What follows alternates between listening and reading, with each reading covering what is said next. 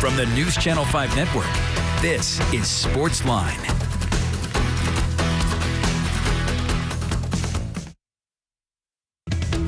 Hey there, SportsLine on your television. Steve Layman here with you. Glad you are here with us on this Monday night on News Channel 5 Plus. Hope you had a great weekend. For the fathers out there, hope you had a relaxing time surrounded by your loved ones. And it was a good weekend to sit back and watch some golf. The U.S. Open delivered. It certainly delivered in the final round yesterday. A bit of a surprise that Matt Fitzpatrick, 27-year-old Englishman, would get his first win here in the U.S. as a professional and do it at the U.S. Open.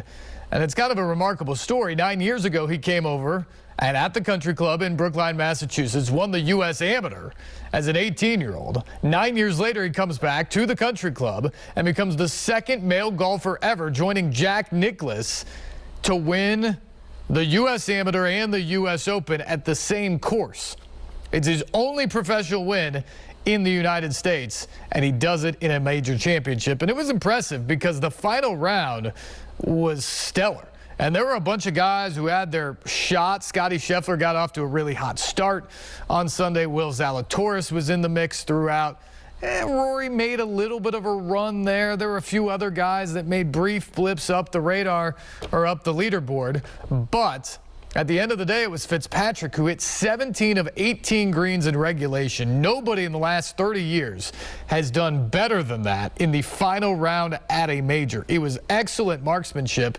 And the shot of the tournament, frankly, came at the 18th with him leading by a stroke over Zalatoris.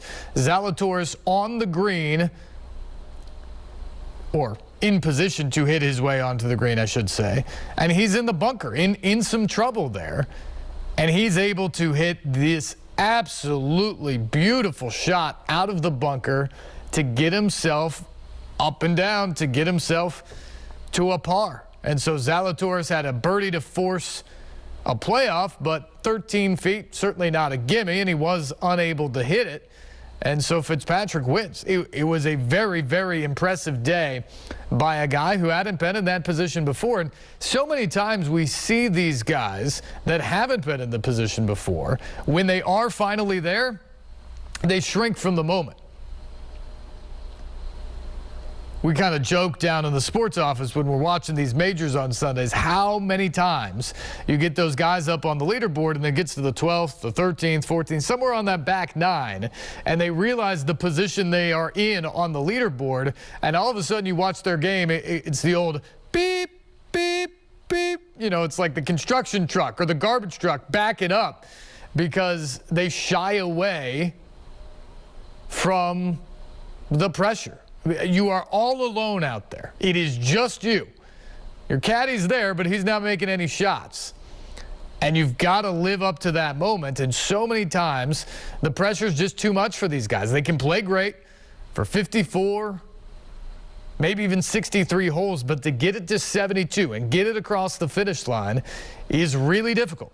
And to see what Matt Fitzpatrick did yesterday on a difficult course with very small greens, by the way, to play that way in his first real position to be in it was really incredible. And then you've got Zalatoris, who's been in this position seemingly every time we've had a major over the last couple of years, and he's still yet to be atop the podium and have his hands on the trophy. And so if you're Will, you got to be sitting back there thinking, what do I have to do to win one of these things? It's not easy. We've had a bunch of first-time winners here lately. We've had different winners a lot lately, and Matt Fitzpatrick was the latest guy to add his name to the list with that victory. 737-7767 is the phone number if you'd like to join in on the conversation. We'll also get to some Titans stuff coming up. Also, last week on Thursday, World Cup announcements. No World Cup site here in Nashville. 16 sites in North America for the World Cup in 2026. They're going to go with 3 in Mexico, 2 in Canada, and 11 in the U.S. And Nissan Stadium, or whatever the stadium situation here in Nashville will be, and the city of Nashville, is not one of them. And there's some wonder if that stadium situation played a huge role in the fact that FIFA did not select Nashville. It's certainly a disappointment if you're a soccer fan, and I think really just a sports fan in general, because the World Cup is such a big deal. And for people who maybe don't understand that, and this is all obviously after the fact, so it won't do us any good now, but it was amazing to me last week hearing from people who kind of poo-pooed the idea of, why do we need the World Cup? I mean, I'd much rather have the Super Bowl or get the college football national championship game or just anything. I'm not that interested in soccer or the World Cup. Here's the deal about the World Cup. It is truly the world's game. Yes, the Super Bowl is the biggest single television event and all that, and people watch it from all over the world, and it's quite the spectacle. And hopefully, we're working towards progress with the new stadium, that a Super Bowl will come to Nashville in the future. But the World Cup is truly a worldwide game. It moves around all over the globe, so you have no idea when it will be back in the United States. It will be 32 years since the last time it was here.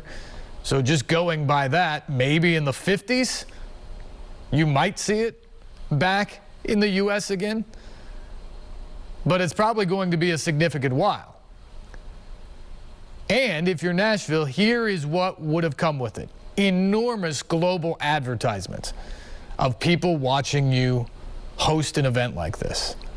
Because everyone in the world watches the World Cup. It is the global game that everyone plays. And in 90% of the world, it's the biggest sport that they play. And so everyone watches when the World Cup goes off. And it's not just the match of their country or the home country. It is every match. And soccer fans around here will tell you that. I mean, they wake up in the middle of the night. They wake up early in the morning to watch these matches. And it wouldn't have mattered who got the draw of Nashville. It could have been Brazil and Portugal, or Japan and Nigeria, or anything like that.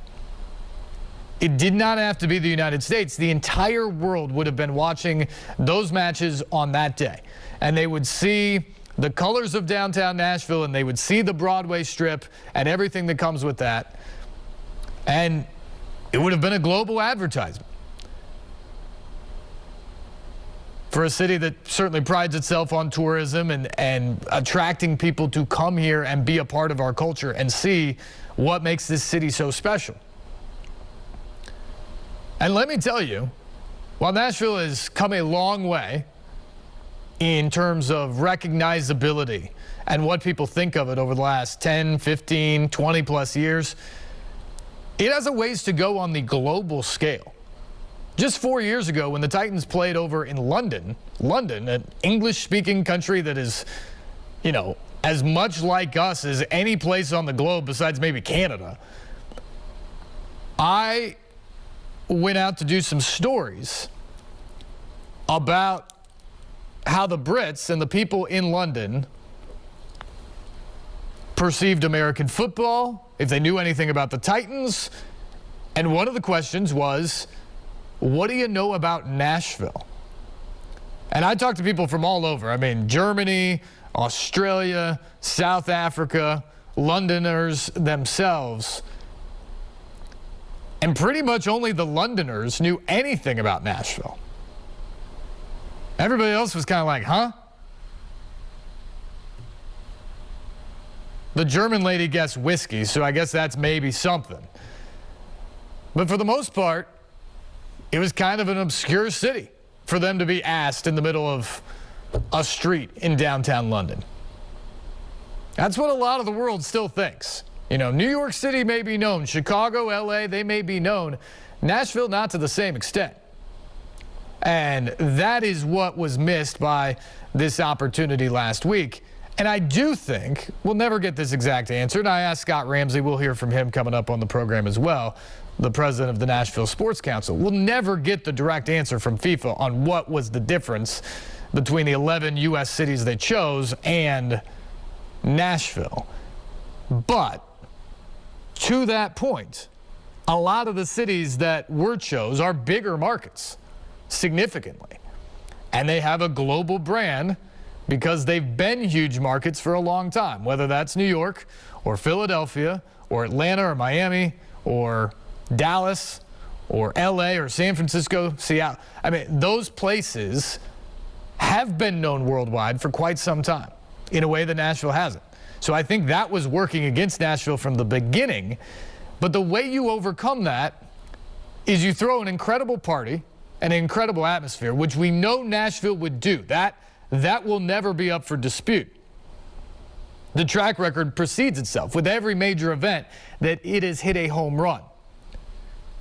But the other way you do that is you have a state-of-the-art facility that you can put those games in. That it's not just the scene outside, but it is the scene inside when they take the pitch for these games in the greatest global competition, certainly in the sport of soccer and maybe in all sports outside of the Olympics. And right now, we cannot definitively say that. It's hard to know exactly the chances that there will be a new stadium, state-of-the-art stadium, built and complete by 2026. There's a better chance of it today than there was a year ago. That's for sure. There's definitely momentum going in that direction, but there's no shovel in the ground yet. We don't have a ribbon cutting or anything like that. So there's no guarantee, and FIFA knew that. FIFA looked at Nashville, kind of the little city that could, and boy, can we throw a party. That's a big deal. But could we build the stadium in time for 2026? And if that was part of their deal, they didn't have a guarantee of that. And when you look around, Atlanta's got a new stadium. Miami has a totally revamped stadium. Dallas, Jerry's World. Retractable roof stadium in Houston. New stadium in LA. Relatively new stadium in San Francisco. You got a lot of really nice stadiums there, and basically every stadium that was chosen, New York, by the way, new stadium. Every stadium that was chosen, with the exception of Kansas City and Arrowhead, are newer facilities than Nissan Stadium. So if that's a concern, it could have been the derailing factor for Nashville in this bid. Your thoughts on that as well. 737-7767 is the number. Of course, big event this week, NASCAR back in Nashville. Second consecutive year where we'll have 3 races over the weekend. Trucks Friday night, Saturday afternoon, the Tennessee Lottery 250 of the Xfinity Series with the green flag dropping at 2:30. And then Sunday at 4, Cup racing is back, the Ally 400 for the second consecutive year. And last year was a smashing success. I was a bit skeptical, and I think other people were too. Because when there was racing here when the Super Speedway first opened, 2001 to 2011, there was no Cup race, and that was certainly part of this. The level of racing was a little bit below, but frankly, the racing itself lacked. It was a dull track. There wasn't a lot of passing. Races weren't super exciting. And I think that's part of the reason why fan attraction waned, and ultimately the track closed. Races left. But a lot's changed over the last decade. And when NASCAR came back last year with a Cup race, you had a whole lot of excitement about it, and the racing was awesome. It was an exciting track. You had cars going multiple wide throughout. You had passing. You had exciting racing last year. And this year you throw in the new car that these guys are still trying to figure out. And it's who knows what we're going to see. But I don't think it's going to be dull. And so we got that coming up this weekend as well. 737-7767 is the number. If you'd like to join in on the conversation tonight, we would certainly welcome that. And we will begin tonight with David. David, what's going on? Welcome to SportsLine. Yes, I want to talk about the World Cup. Sure. The Foxborough Stadium is not a better stadium than the Titan Stadium, and it is an older stadium than the Titan Stadium. That's actually true. It is older. I forgot about Foxborough. But in fact, far much older, and it is old. So well, it is older. I would say issue, I would say, and I think everybody would agree with me who's been there, it is much nicer than Nissan Stadium. It is older by a few years, but it is infinitely nicer from an amenities standpoint than Nissan Stadium. It is also an hour outside of Boston, which is really annoying, where Nashville is different. But again, Boston has a global identity that Nashville doesn't, and so that plays into it as well. So, go on. Yes. Okay, the other thing I want to say is that you cannot compare the World Cup and Super Bowl. I mean, the World Cup is several magnitudes bigger than the Super Bowl. In fact, one game alone at the World Cup, is as big as the Super Bowl. And one game alone at the World Cup is watched by more people than more people than the people that will watch a Super Bowl. I don't think that's true outside of maybe the championship. Every game in the World Cup is watched by more than 2 billion people.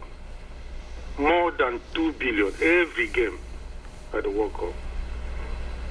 Since the World Cup has been played for a long, long time, more than 2 billion. Just one game.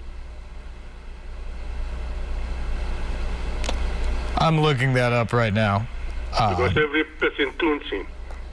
Everybody tunes into it. I'm not disagreeing that the entire world pays attention. I'm not sure. Every game, any game in the World Cup is worth by at least 2 billion.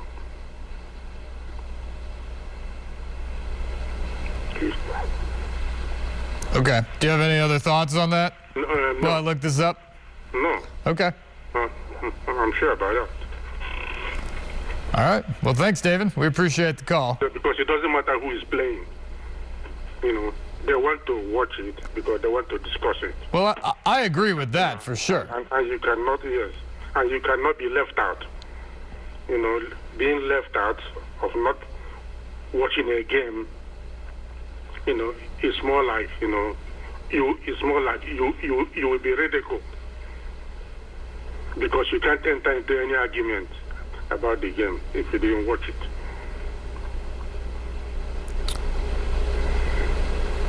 Yeah, so the 2018 World Cup final had 1.1 billion people total watching worldwide. So that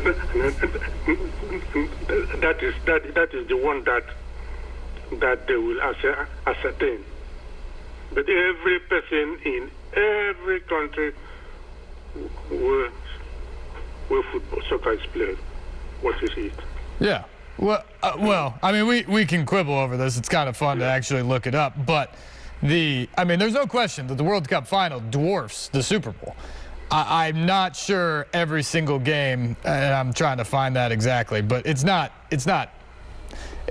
1 billion people for the group stage game between Japan and the Netherlands. It's just not. That's what the final gets. So it's significantly lower than that, and you start getting in the range of the Super Bowl there. But it's a fair point. I mean, and that's what I was trying to say earlier, is anybody, and look, the Super Bowl is great, and the Super Bowl will be an amazing event to have here. But for people who were downplaying the impact of what getting the World Cup in Nashville could have meant, because they just maybe don't like the game all that much themselves, or don't know what a game between Germany and Belarus could mean, you're right. They just don't understand the event, because even that game, not having the U.S. or Mexico here, even that game would have put us on a global stage like we've never seen before. So, David, thanks for the call. I appreciate it. It's a good, interesting topic. I'm going to keep looking that up to see if I get a better number for what an average group stage game, because that's what we're talking about in Nashville. No one thought, given everything that we talked about, that there was any chance that Nashville was going to get like a semifinal or a final type of game when you truly talk about 1 billion people worldwide tuning in to watch the game. But You get a couple of dates in the group stage. I mean, that you might get 1 billion total people watching over 4 games, and that would be obviously massive. So it's a disappointment for sure for sports fans, and we've had the conversation before, and we can continue it now if you'd like, about the stadium itself. I do think there's a huge factor that you got to imagine there, that not knowing for sure that the stadium is going to be done and is going to be, the state-of-the-art palace, maybe fitting to host a World Cup, had a factor. It had to have a factor. It may not have been the deciding factor, but it had to factor into the decision, for sure. And with that being the case, should we have been a little bit more proactive on it? Could we have had this discussion earlier? Maybe. Anybody who's watched this program for any length of time knows that I have pushed for like a decade, basically, to start the conversation on the stadium piece. Not necessarily that we had to do it, but this day was always coming, where as a city, we had to decide, do we want to take the next leap where we host the Super Bowl and the College Football National Championship game and the Final Four and maybe a World Cup if it was coming to America at some point? Or are we satisfied with the things that we have already? We've been able to host some all-star games, maybe a women's Final Four at Bridgestone Arena, the SEC basketball tournament, those types of things. Are you satisfied, or do you push forward? The track record of the city has been we push forward over the last quarter century. And knowing that, I thought it's time we have the conversation, because the decision is going to come. And what you don't want is you don't want to be forced into the decision because of the circumstances around you. And you can maybe even argue that's a little bit the case. The Titans are getting closer to the end of their lease. All of a sudden, the U.S. was hosting the World Cup, which I don't think anybody really thought until a few years ago, but some financial things and FIFA's corruption led into this place where there was a 3-country bid, Mexico, Canada, and the U.S., and all of a sudden, the World Cup was putting matches here. And Nashville was a player for that. Well, now all you suddenly start thinking, maybe we need to really think about this stadium. Well, that was the conversation that I thought we should have at least started talking. Do we want to be in that mix a while ago? And the other things that happen in there, too, that's a decision. However you think it should play out, we built a AAA ballpark in the last decade that ran at $75 million. We built a roughly $300 million soccer stadium. Less public funding there, but certainly some public input into what was going on, and bonds and land area and all that sort of stuff. If you start the conversation on what's next for the football stadium, it doesn't necessarily mean you can't do those things, but it at least puts it all on the table of what's the priority. Is it more important as a city that Nashville hosts the Super Bowl, or maybe be in line for a World Cup should it come? Or is it more important to have a soccer team? Is it more important that the baseball team, a AAA team, minor league, play in a state-of-the-art place that's a fun place to go and be? And it's awesome. First Horizon Park is a gem in this city, and it's great for a lot of people. But it was a decision that was made completely on its own. And I think when you think about all this, it was kind of a 10-year discussion about where we were going to go next. And it felt like we chose a lot of the next decision points or the next steps before tackling perhaps the biggest question of them all, which is, what is the future of what we want to do as a sports city and a destination city? And it's not just sports. It is all the other things you can put in a stadium like that. CMA Fest would have been there all weekend long without worries about rain or heat or anything like that. You'd have other major concerts coming. John's a huge wrestling guy. WrestleMania would be there. All those types of things would come. And do you want to be that city? And does that mean you can't do something else? Maybe you can do it all. I think ultimately we will end up doing it all as a city. But we've had people call in here and say, look, I don't understand why they're doing any of this because they can't fill potholes out there. And I get that point of view. I do. I'm not in favor of public funding for stadiums. I'm just not. That said, sometimes there's a little bit of necessary evil that goes into having to do the good, if you follow what I'm saying. Pretty much everybody else in the world puts public funds into stadiums, and that's how they keep teams or attract teams. It's how we attracted a team or multiple teams in the first place. So sometimes you have to make the difficult decision to make sure that you keep that tenant happy because of what it means to the city. But again, those are all things that need to be ironed out, and you want to make sure you have a good plan in place and good discussions in place before you get backed up against a wall. And I'm not saying that totally happened here, but it did wait longer than I think it should have. And it did feel a bit like it came down to the end where it's like the Titans know they have to do something. They now say renovation isn't plausible. Now you have the World Cup thrown in the mix as well. You'd love to get a bid for that, but you don't really have the stadium to do it. And so now you got all this stuff turning at once, and we may have been just too late to be pushed over the top of the World Cup. And we'll see what ultimately happens with the stadium, but at least for now, it's a fair question to ask.